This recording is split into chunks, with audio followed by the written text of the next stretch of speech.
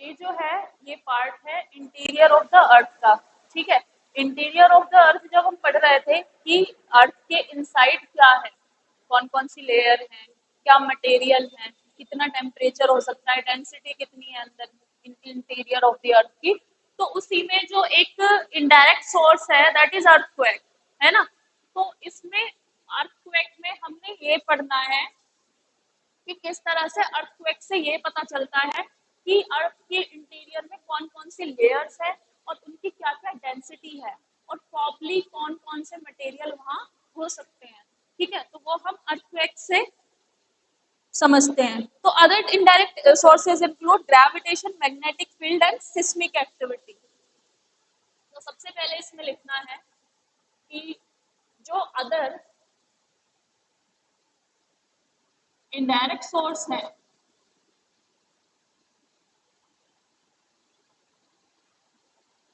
indirect sources of interior of the earth।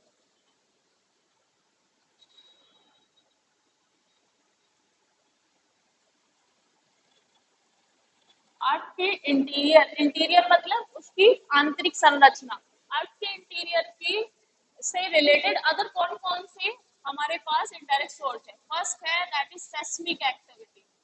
What is seismic activity? It is related to earthquake. Seismic activity. B is gravitational force या gravitation,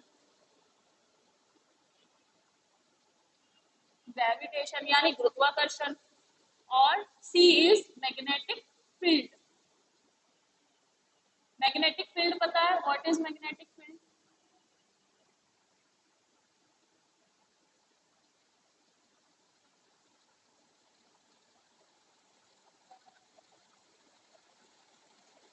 magnetic field, ठीक है। What is magnetic field? Gravitation force और seismic activity. Seismic activity जो है वो related है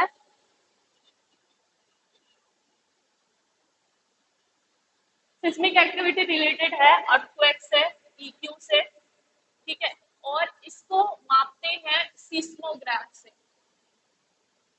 seismograph, ठीक है, इसको मापते हैं सिस्मोग्राफ से। अब ग्रेविटेशन, व्हाट इज ग्रेविटेशन? पता है ना, गुरुत्वाकर्षण।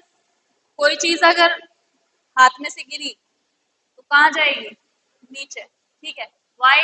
ग्रेविटी की वजह से। तो ग्रेविटी सब जगह सेम नहीं है, ये चीज याद रखना कि gravity is not same at the all places. It greater near the pole, less at the equator. अब इसका कैसे पता चलेगा? जो ग्रेविटी है ये ग्रेटर है पोल्स के पास, पोल्स में, और लेस है इक्वेटर पर। और व्हाट इज पोल्स और व्हाट इज इक्वेटर पता है ना? व्हाट इज इक्वेटर नहीं पता? अगर नहीं पता तो let this earth, earth is not like this, it's not egg shape, it's like this. ठीक है, स्फेरिकल शेप है। अर्थ पूरी पूरी पूरी तरह से राउंड नहीं है, it is spherical in shape. ठीक है, तो ये चीज याद रखना कि earth is spherical in shape. तो ये जो है दैट इज नॉर्थ पोल और साउथ पोल। ठीक है, अब यहाँ से जो मिडिल में से जीरो लैटिट्यूड पे जो जा रही है, 0 डिग्री लैटिट्यूड पे जो लाइन है, imaginary line, that is equator. ठीक है, दिस इज इक्वेटर, इक्वेटर। और इसके अबव जो है ये रहती है 0 से 10 के बीच में। इसके अबव जो है इसे कहते हैं ट्रॉपिक ऑफ कैंसर। बना लेना ये छोटा सा, ट्रॉपिक ऑफ कैंसर। और जो नीचे है that is tropic of Capricorn.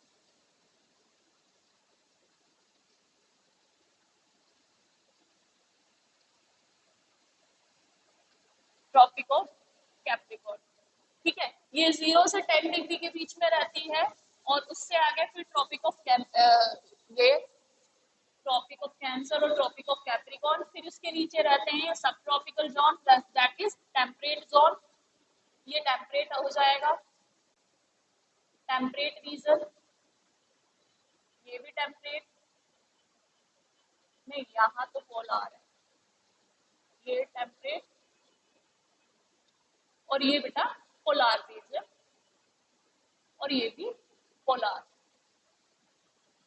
ठीक है, तो जो ग्रेविटेशन है that is greater near the pole, gravitation सबसे ज्यादा यहाँ पर है, ग्रेविटेशन फोर्स या पुल जो है सबसे ज्यादा यहाँ पर है नियर द पोल्स, लेकिन कहाँ पर सबसे ज्यादा कम है, ये इक्वेटर जो है यहाँ पर सबसे ज्यादा कम है ग्रेविटेशन। फिर बात आती है मैग्नेटिक फील्ड की, मैग्नेटिक फील्ड क्या होता है?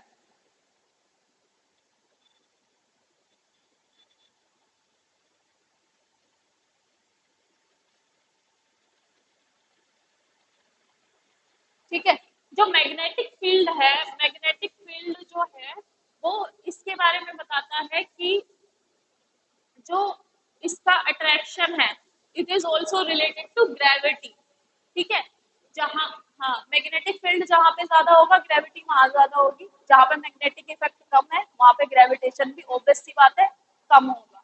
जैसे कि लेट आयरन का एग्जांपल ले, आयरन मैग्नेट जो है वो आयरन को ज्यादा अट्रैक्ट करता है, तो आयरन लाइक जो मटेरियल है जो मैग्नेट से अट्रैक्ट होते हैं, ठीक है, उन्हें पोलार कहते हैं, एक तो उनका नाम ऐसा रहता है, पोलार मटेरियल रहते हैं। ठीक है, उनमें पोल रहते हैं, नॉर्थ पोल और साउथ पोल, उन मटेरियल में ऑटोमेटिकली जो इलेक्ट्रॉन्स रहते हैं वो पोलार नेचर के होते हैं, अट्रैक्शन में रहता है। ठीक है, तो मैग्नेटिक फील्ड भी हमें सिस्मिक एक्टिविटी से क्लोजली रिलेटेड है और ग्रेविटेशनल से भी रिलेटेड है। मैग्नेटिक फील्ड की अगर हम बात करें तो बेटा अर्थ में जो मटेरियल है वो अलग अलग डिस्ट्रीब्यूट है, अलग अलग मीन्स अलग अलग मटेरियल डिस्ट्रीब्यूट है कि डेंसर मटेरियल वो अर्थ के बिल्कुल नीचे है, कोर में है, और लेस डेंसर ऊपर की तरफ है। तो इससे भी हमें मैग्नेटिक फील्ड से भी पता चलता है, और बाद में इसके बारे में और भी बहुत ज्यादा हमने पढ़ना है। तो अपने टॉपिक की तरफ आते हैं, दैट इज अर्थक्वेक। तो अर्थक्वेक क्या है? अर्थक्वेक क्या है? अर्थक्वेक का जो सिंपल हम मीनिंग लिखते हैं that is shaking of earth, है ना, शेकिंग ऑफ अर्थ। जब अर्थ शेक करती है, मूव करती है, तो उसको हम कहते हैं कि अर्थक्वेक आया या अर्थक्वेक फील किया हमने। ठीक है, शेकिंग ऑफ अर्थ क्यों होता है? Due to release of energy,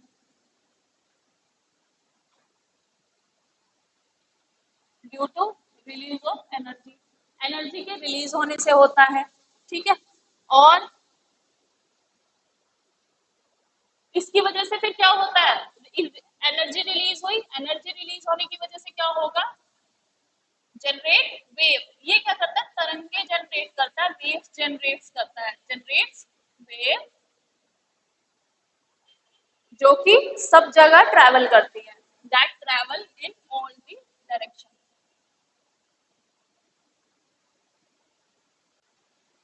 in all the direction, जो सभी दिशाओं में क्या करती हैं? ट्रैवल करती हैं, इन ऑल दी डायरेक्शन। अब इसमें जो है सबसे पहले एक आ जाएगा इसमें डायग्राम।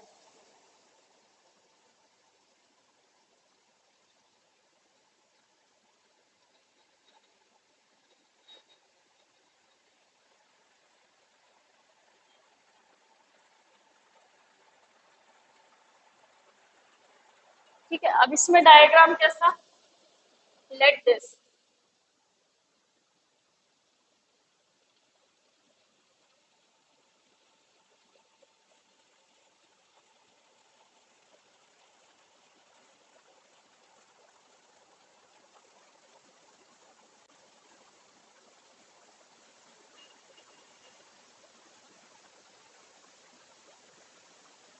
ठीक है, इस तरह से एक डायग्राम।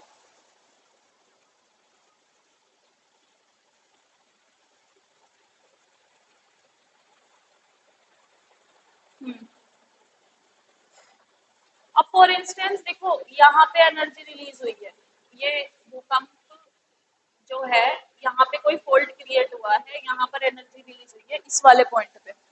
ठीक है, तो और फॉल्ट कहाँ क्रिएट हुआ है? यहाँ पे फॉल्ट क्रिएट हुआ है, ठीक है, फॉल्ट क्रिएट हुआ है। फॉल्ट, जब दो प्लेट आपस में टकरा जाती हैं तो उनको उस वहां पर फॉल्ट क्रिएट होता है, ठीक है। इसका भी बताएंगे, प्लेट टेक्टोनिक में हम पढ़ेंगे किस तरह से होता है। जैसे कि यहाँ पे दो प्लेट है वो आपस में टकराई, जैसे कि प्लेट्स का एग्जांपल लेते हैं। फॉर इंस्टेंस ये कोई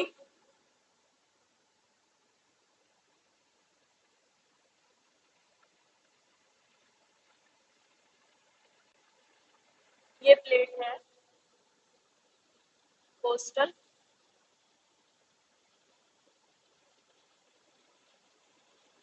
और कोई नई प्लेट इसमें आकर टकराई।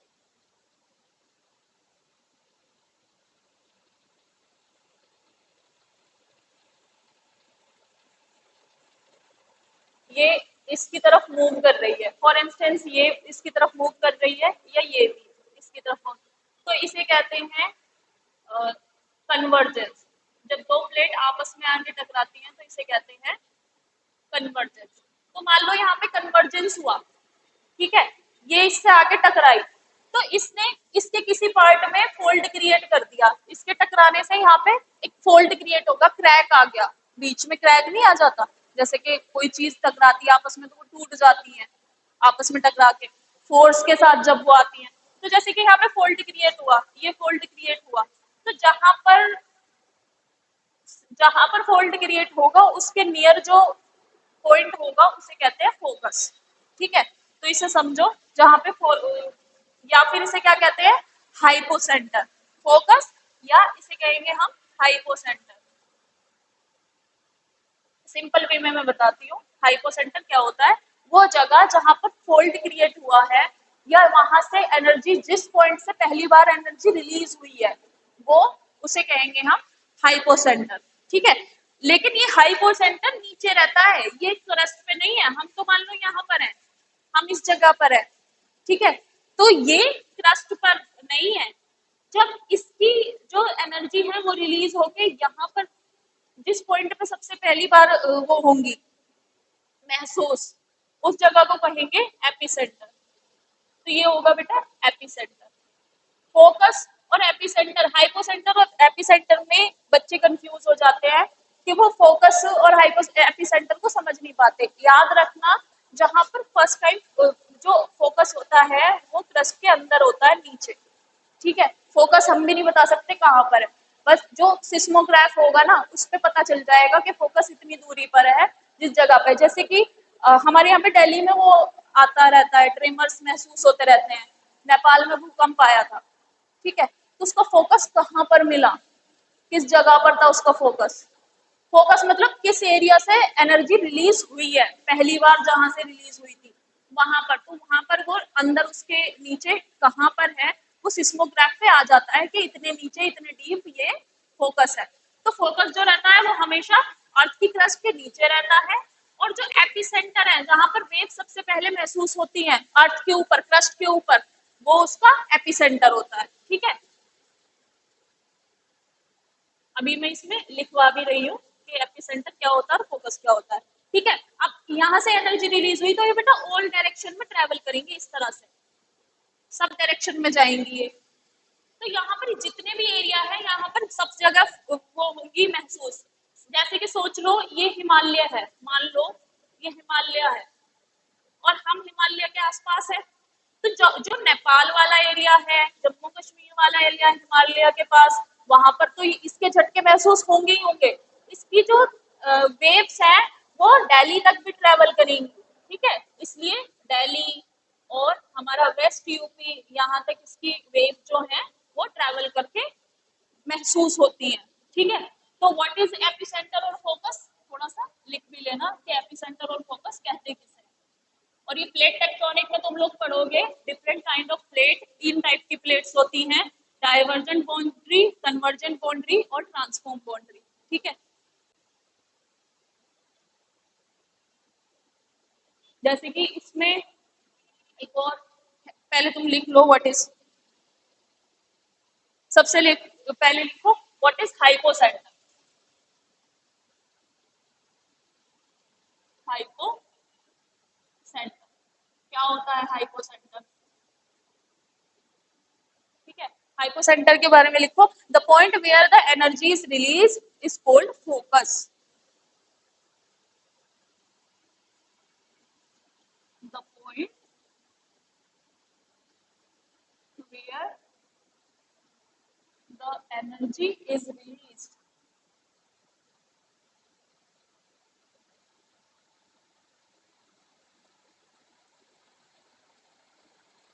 released called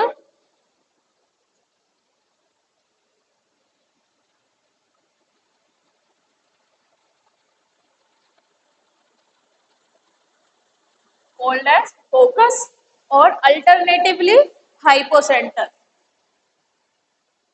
और अल्टरनेटिवली हाइपोसेंटर। ठीक है, इसे फोकस भी कहते हैं और हाइपोसेंटर।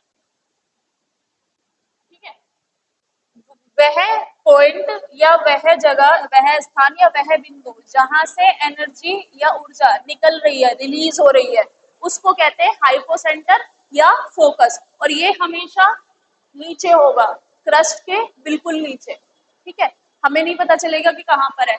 निकालते कैसे हैं? सिस्मोग्राफ से और रिटर स्केल से। ठीक है, रिटर स्केल होता है उससे। अब एपिसेंटर क्या है?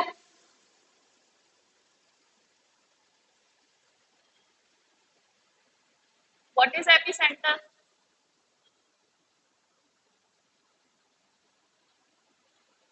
epicenter is the point near to the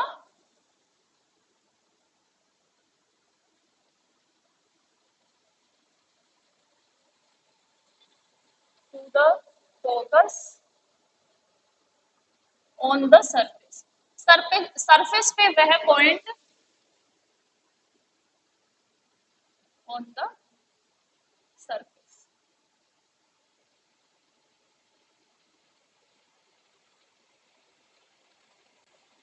the point on the surface nearest to the focus। हाँ, नियरेस्ट लिख लेना इसमें, क्योंकि सबसे पास जो होगा।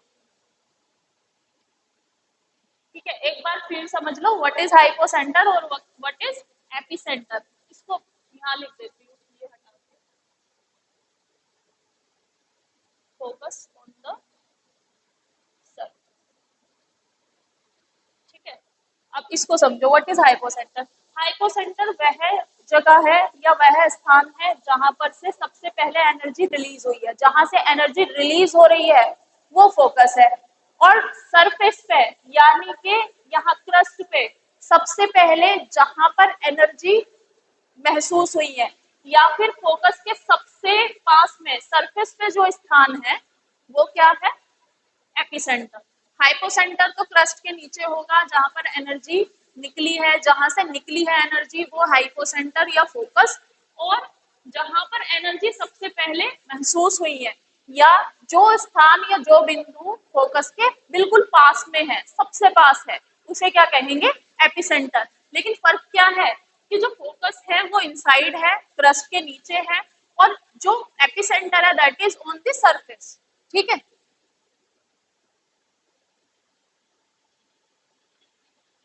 अब इसका थोड़ा सा एक और डायग्राम है जो थोड़ा सा और इसे करेक्टली बता देगा अच्छे से।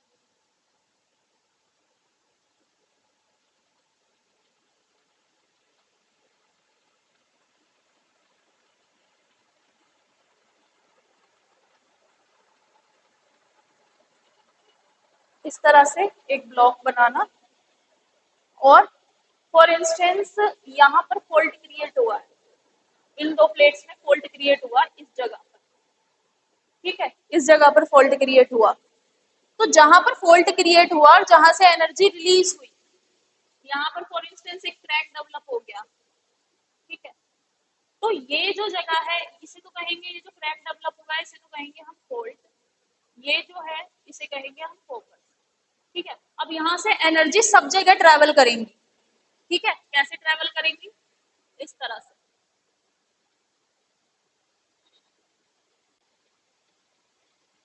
वेव जो है इसकी ट्रेवल करेंगी। जैसे पानी में वेव होती है ना, जब कुछ मार देते हैं पानी में वेव जनरेट हो जाती हैं, सेम ऐसी ही वेव जनरेट होंगी। वो वेव कैसी करती हैं, ट्रैवल करती हैं वो वेव, ठीक है।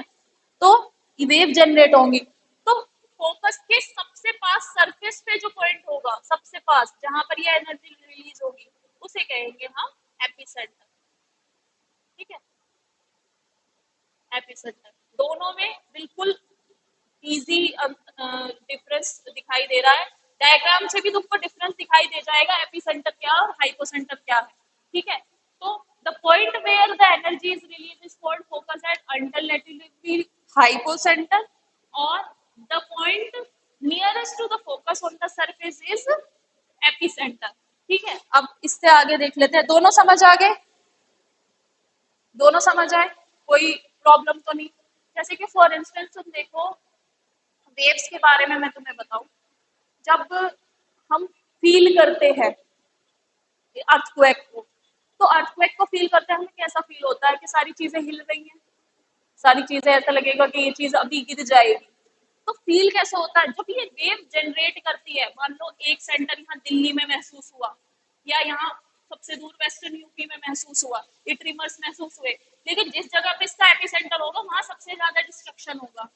डिस्ट्रक्शन मीन्स वहां पे बिल्डिंग गिर जाएगी। जैसे कि अभी रिसेंट में अर्थक्वेक कहाँ पर आया है, रिसेंट में अभी आया था बेटा तुर्की और सीरिया में, सुना है? पिक्चर्स भी उसकी बहुत वायरल हो रही थी, तुर्की और सीरिया में।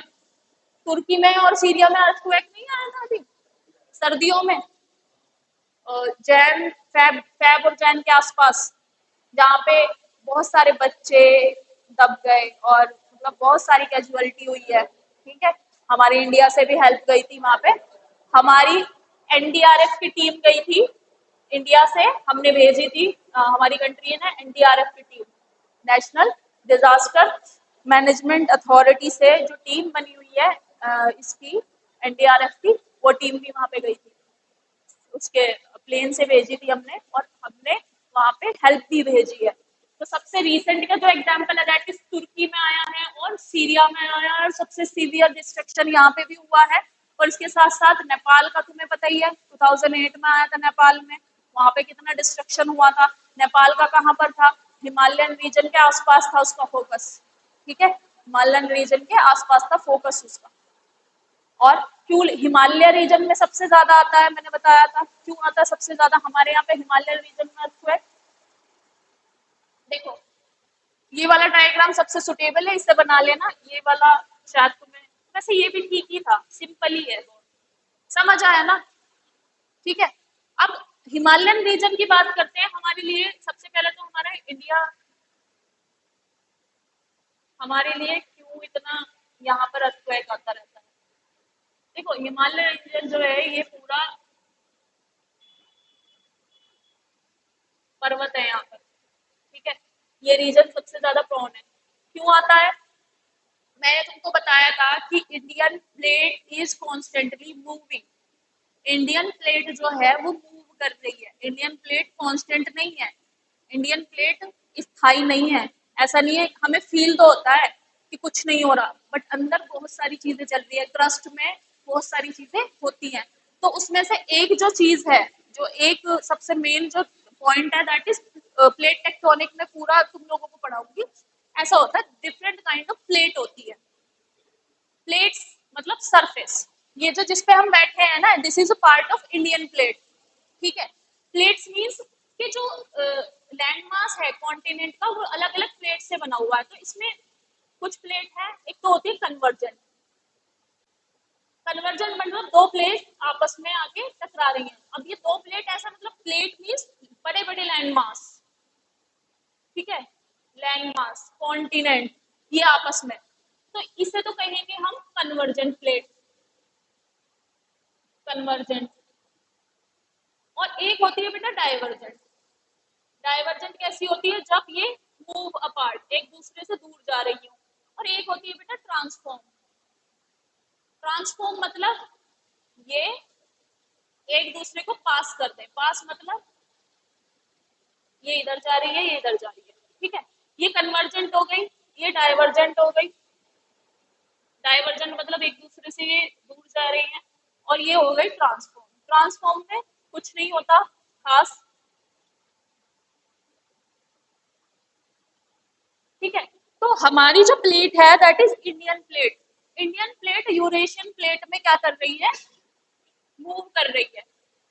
देखो, अगर हम इसको ले लें पार्ट,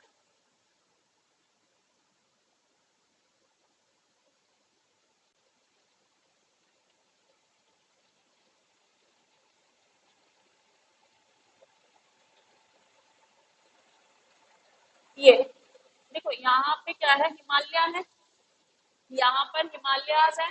और ये वाली जो प्लेट है बेटा, ये क्या है, यूरेशियन प्लेट, यूरोप और एशियन प्लेट। और ये हमारी क्या है, इंडियन प्लेट। तो इंडियन प्लेट क्या कर रही है, यूरोपियन प्लेट में कंटिन्यूसली मूव कर रही है, यूरेशियन प्लेट मूव नहीं कर रही। यूरेशियन प्लेट कैसी है, देखो यूरेशियन प्लेट बिल्कुल कांस्टेंट है, ये मूव नहीं कर रही, ये कांस्टेंट है ऐसे। फॉर इंस्टेंस ये यूरेशियन प्लेट है, ठीक है, यूरेशियन। और ये हमारा इंडियन प्लेट है। तो इंडियन प्लेट नीचे, ये सारी चीजें क्या हो रही है, क्रस्ट के नीचे हो रही है। तो इंडियन प्लेट क्या कर रही है, यहाँ पे मूव कर रही है, मूव कर रही है ऐसे, इस तरह से। तो जैसे जैसे ये मूव कर रही है, यहाँ पर क्या है बेटा, हिमालय,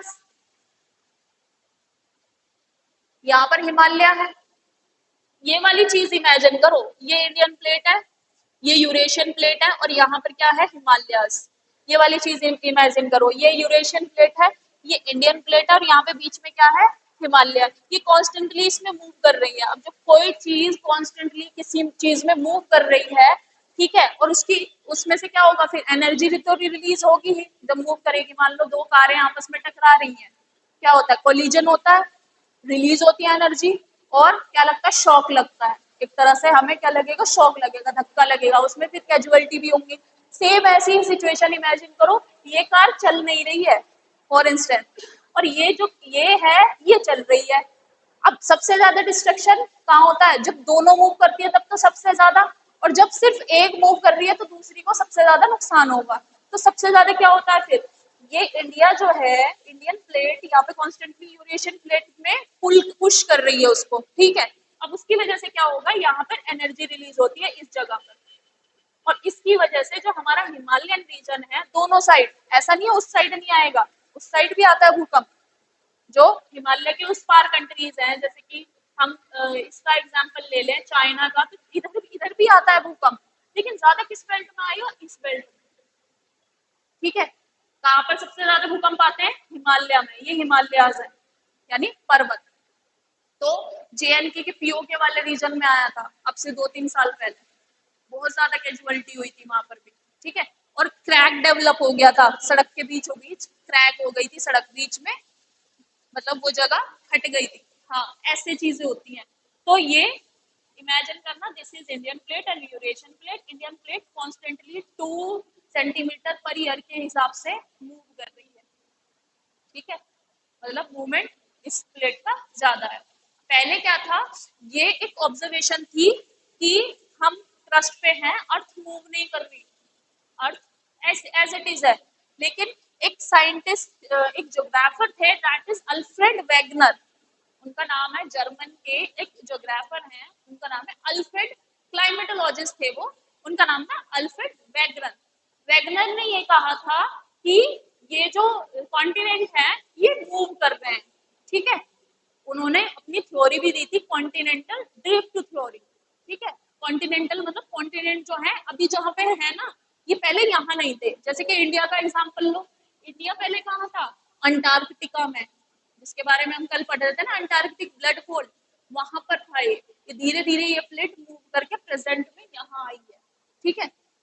तो ये चीज याद रखना, अल्फ्रेड वेगनर ने कहा था। और हमारा नेक्स्ट चैप्टर है ही वो, जो हम पढ़ेंगे, कॉन्टिनेंटल ड्रिफ्ट थ्योरी, ये सब। ये समझ आया, एपिसेंटर, फोकस, सब कुछ समझ आया। ये समझ आया कैसे आता है भूकंप। तो पहले क्या रहता था कि नीचे कोई गाय है, एनिमल है, वो इसको हिला रहा है, ऐसा कुछ नहीं है, this is all myth. Real क्या है, ये है ना। इसकी वजह से आता है भूकंप, जब दो प्लेट आपस में कोलाइड करती हैं।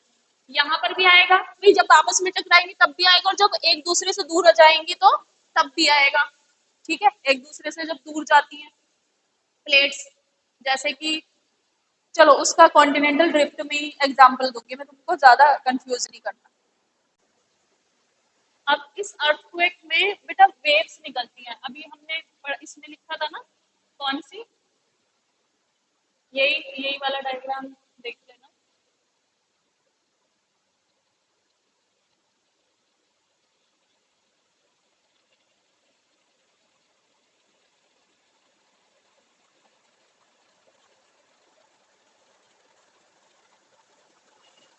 फॉर इंस्टेंस यहाँ पे कोई फॉल्ट क्रिएट हुआ, यहाँ से एनर्जी रिलीज हुई, और ये एनर्जी सब जगह ट्रैवल करती है इस वे में, और जिस पॉइंट पर ये सबसे पहले पहुंचती है, महसूस होती है, उसे कहते हैं एपिसेंटर।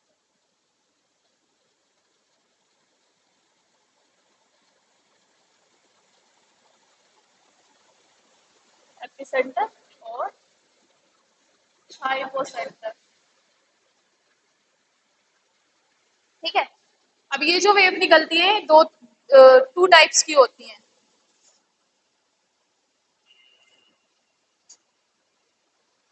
सिस्मोग्राफ लिख लिया ना, सिस्मोग्राफ एक बार और लिख लो, क्योंकि सिस्मोग्राफ पूछ लिया जाता है।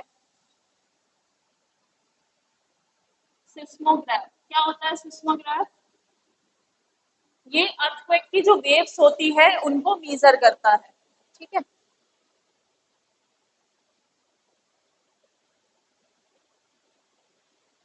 records the wave. Seismograph records the waves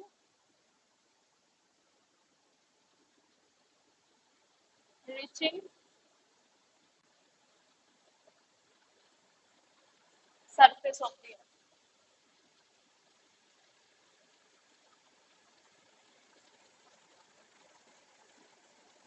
ठीक है, क्वेश्चन में पूछ लेते हैं कि कौन से इंस्ट्रूमेंट से अर्थक्वेक वेव्स जो है वो मेजर की जाती हैं। अब अर्थक्वेक वेव जो है, जो अर्थक्वेक की वेव्स होती हैं, अर्थक्वेक वेव्स या EQ waves, these are of two types. एक होती है बॉडी वेव्स और एक होती है सरफेस वेव्स।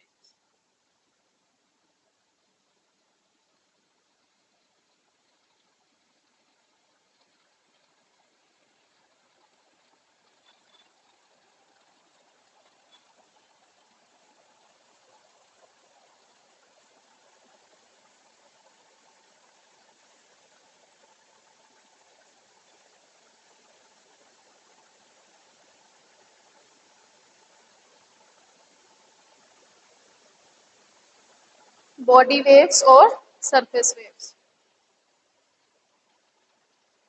तो बेटा बॉडी वेव क्या होती है? देखो यहाँ से ही समझना, what are the body wave. तो जैसे ये फोकस है, जो फोकस से वेव्स निकल रही है ये बॉडी वेव है। ठीक है, फोकस से जो रिलीज हो रही है वेव्स, ये बॉडी वेव है। अब फोकस सिर्फ ऐसा नहीं है कि बॉडी वेव जो है ये तो मैंने प्लेन बनाया है, तुम्हारा प्लेन डायग्राम है। फॉर इंस्टेंस यहाँ पे माउंटेन्स हैं। ठीक है, माउंटेन्स हैं,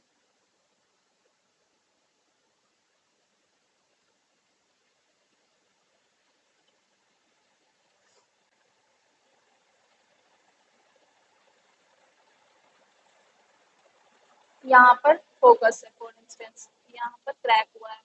तो जैसे जैसे यहाँ पर क्या होता है, यहाँ पर माउंटेन्स है फॉर इंस्टेंस, या माउंटेन भी नहीं हुए तो यहाँ पे कुछ रॉक्स होंगे, सरफेस में कुछ रॉक्स होंगे।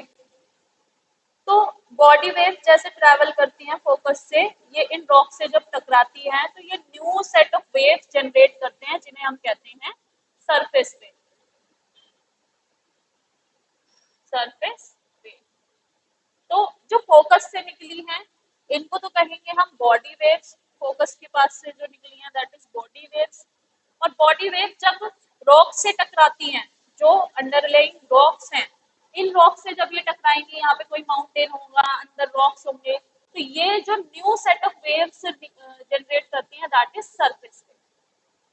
ठीक है, ये सरफेस पे पहुंच रहे, ऐसे समझ लो कि बॉडी वेव्स तो इनसाइड फोकस से जो निकली है वो बॉडी वेव्स, और जब ये यहाँ पे जो भी कोई रॉक होगा उस रॉक से टकराएंगी तो ये क्या कहलाएंगी, सरफेस वेव। ठीक है, अब इनसे हमें कैसे पता चलता है कि जो इंटीरियर है वो क्या कैसा है, अर्थ का इंटीरियर कैसा, हमें कैसे पता चलेगा।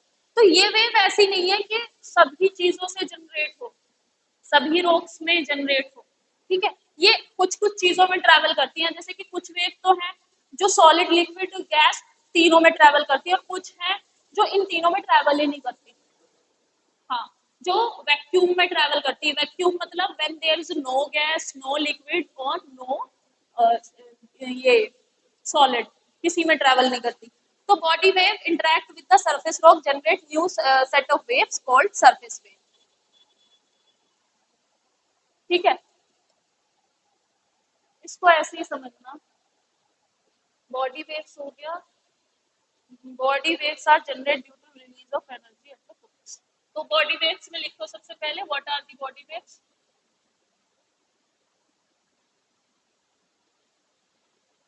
Body waves generates due to release of energy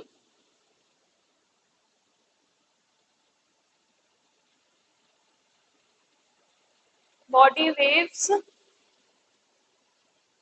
generate due to the release of energy at the focus at the focus।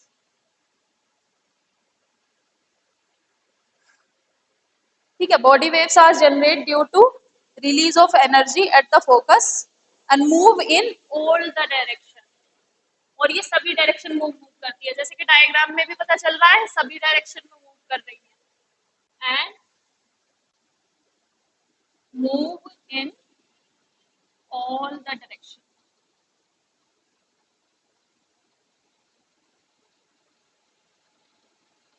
Move in all the direction. अब ये जो सरफेस वेव है ये इन्हीं बॉडी वेव से रिलेटेड है। ठीक है, बॉडी वेव रिलीज हुई, सरफेस रॉक से टकराई और ये सरफेस वेव बन गई। तो इसमें लिखना in the surface wave what are the surface wave.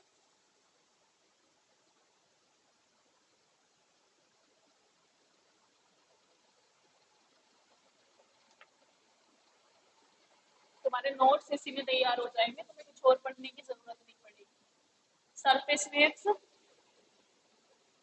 और जब हर्ष कल आए तो उसे वर्क दिखाना कि कल बहुत इंपॉर्टेंट काम हुआ था, ताकि वो छूटे ना उसका कुछ भी।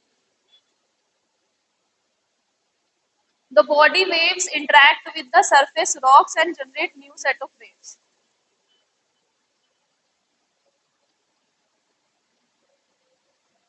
The body wave interacts. Body wave interacts with the surface rock.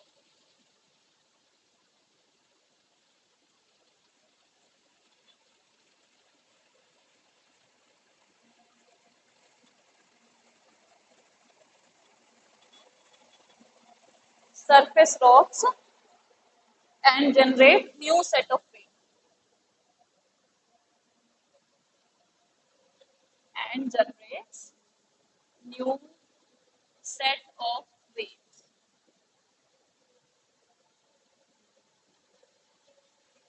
Known as surface waves. और ये जो वेव है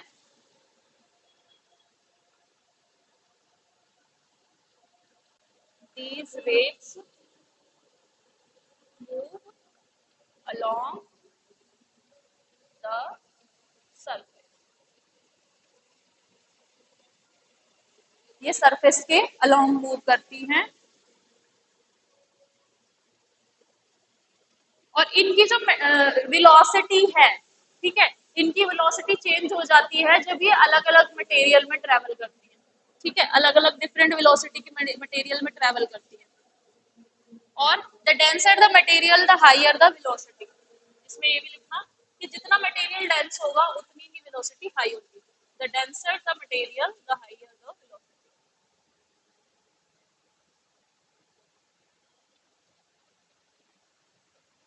द हायर द वेलोसिटी।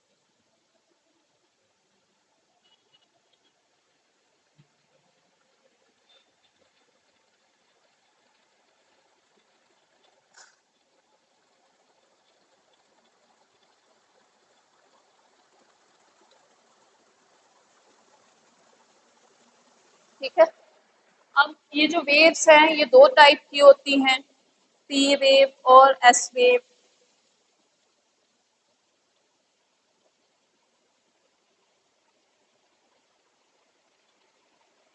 लिख लिया?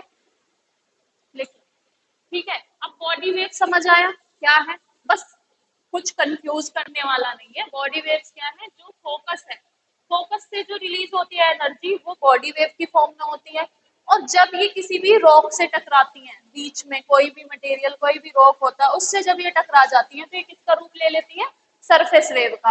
मतलब बॉडी वेव तो है इनसाइड और फोकस के आसपास। जब ये किसी भी सरफेस रॉक से टकराएं, किसी भी पार्ट से, माउंटेन आ गया बीच में, कोई चट्टान बीच में आ गई, उससे ये टकराती हैं। और जब ये सरफेस के अलोंग चलना स्टार्ट कर देती है तो इन्हें क्या कहते हैं? Surface wave. सिंपल है। बॉडी वेव जब ये अपने नेचुरल जहां पर ये जनरेट हुई है वहां से निकली है तब तक ये बॉडी वेव।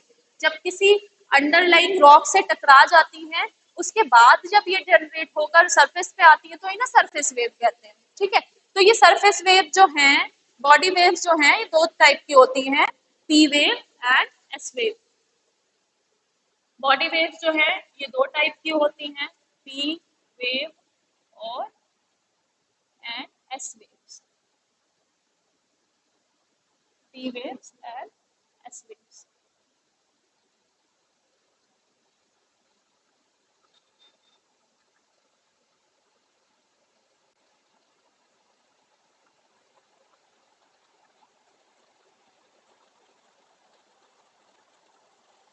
ठीक है, पी वेव और एस वेव।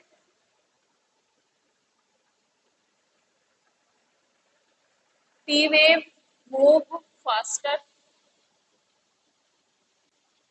ये फास्ट मूव करती हैं और इनको प्राइमरी वेव भी कहते हैं, प्राइमरी वेव्स। ठीक है, पी वेव जो है ये फास्ट मूव करती है और इनको हम प्राइमरी वेव भी कहते हैं।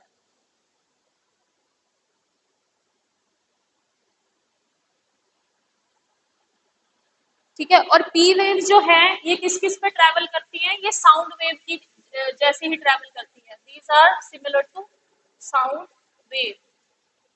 ठीक है, पी वेव जो है ये साउंड वेव की तरह ट्रैवल करती है। अब साउंड किस किस में ट्रैवल करता है बेटा? लिक्विड में, सॉलिड में, लिक्विड में और गैस में।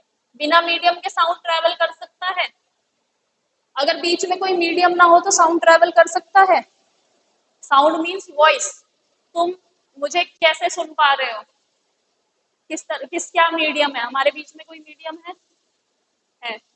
एयर। एयर के थ्रू तुम मुझे सुन पा रहे हो। अगर बीच में हम कांच लगा दें, तुमने ये चीज देखी होगी जब गाड़ी में शीशे जो होते हैं अगर वो लगा दिए जाते हैं तो हमें बाहर क्या हो रहा है, क्या आवाज आ रही है, हमें कोई आवाज नहीं आएगी। Same in the metro. Metro में जो कांच होता है, मेट्रो में जो अंदर वॉइस है वही हमें सुनाई देगी, हमें बाहर का कुछ नहीं सुनाई देगा।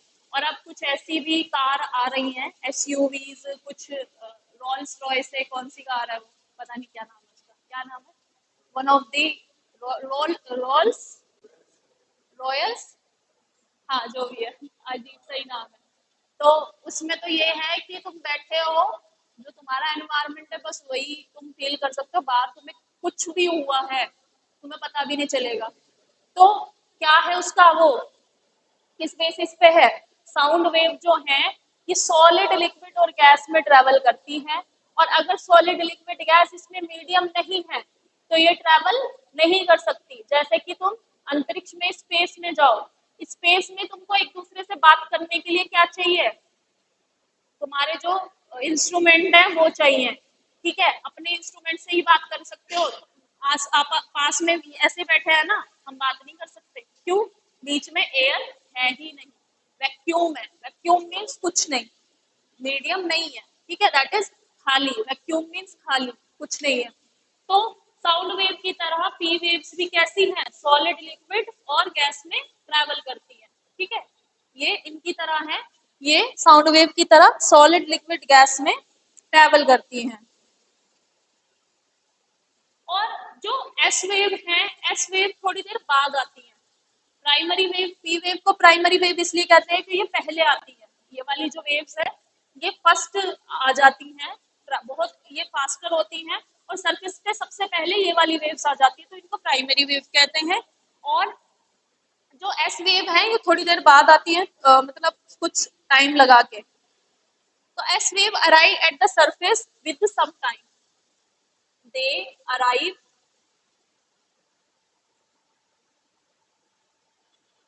at the surface with some time lag।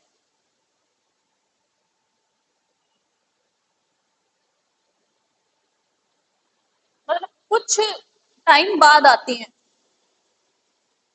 तो इसलिए इनको क्या कहते हैं, एस वेव, या और क्या दूसरा नाम क्या है, जैसे इनका नाम प्राइमरी वेव है तो इनका नाम क्या है, ये बाद में आती है तो इनका नाम है सेकेंडरी वेव, ठीक है, ये कैसी है, सेकेंडरी वेव। मतलब तुम ये सोच रहे हो कि एक बार ही बॉडी वेव जनरेट होती है, तो ऐसा नहीं है, पहले बॉडी वेव निकल गई, ठीक है, इनसे प्राइमरी वेव बन गई, फिर दूसरी बार में जो वेव्स निकलेंगी इसी पॉइंट से उनको हम कहते हैं सेकेंडरी वेव, ठीक है। तो बॉडी वेव दो तरह की होती है, प्राइमरी जो पहले रिलीज हो जाती है उन्हें प्राइमरी वेव कहते हैं, जो बाद में रिलीज हो जाती है उन्हें सेकेंडरी वेव्स कहते हैं, ठीक है। तो सेकेंडरी वेव्स,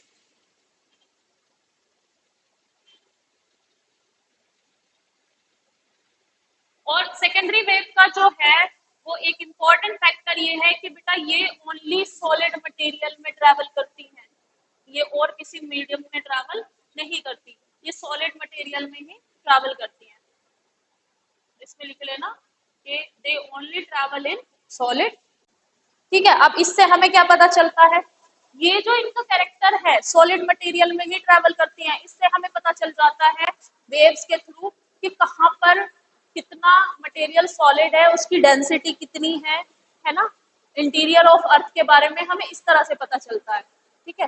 जैसे कि ये सिर्फ सॉलिड मटेरियल में ही ट्रैवल करती हैं, तो जो साइंटिस्ट है वे इंटीरियर ऑफ द स्ट्रक्चर जो है उसके बारे में पता लगा सकते हैं, क्योंकि ये सिर्फ सॉलिड में ही ट्रैवल करती हैं।